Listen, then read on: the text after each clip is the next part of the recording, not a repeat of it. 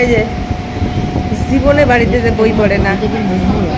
কিরে মৌ, ওই তুই যে তোষা রিভার ক্যাফে যাওয়ার সময় হাতের মধ্যে নেল পালিশটা দিছিলি, নেল পালিশটা কি এখনো উঠে নাই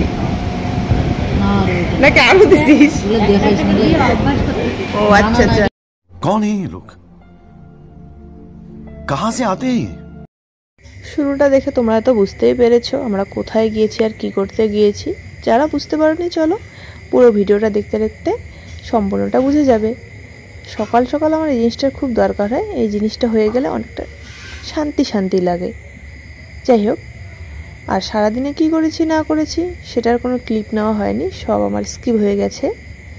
আমরা সবাই মিলে গিয়েছি শ্রীকুঞ্জে।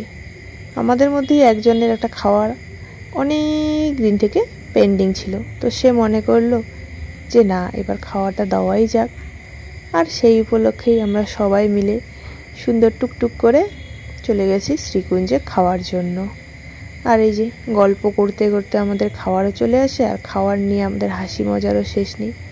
আর আমরা যেখানে যাব সেখানে হাসি মজা পাগলামো এগুলো হবে না, সেটা কি মানা যায়, বিশ্বাস করা যায়? এটা কেউ বিশ্বাস করে না। যাই হোক, ও আর একটা কথা, 30 দিন তো কালকেই কমপ্লিট হয়ে গেছে, তো ভাবলাম আজকের থেকে না হয় নতুন করে আবার শুরু করা যাক, এবার না হয় 60 দিনের করা যাক।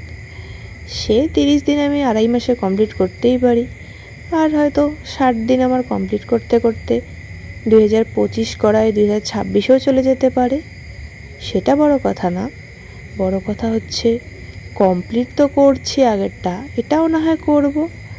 অত চিন্তা কিসের, কোনো চাপ নেই, করলেই হলো, কতদিনে হয় হোক।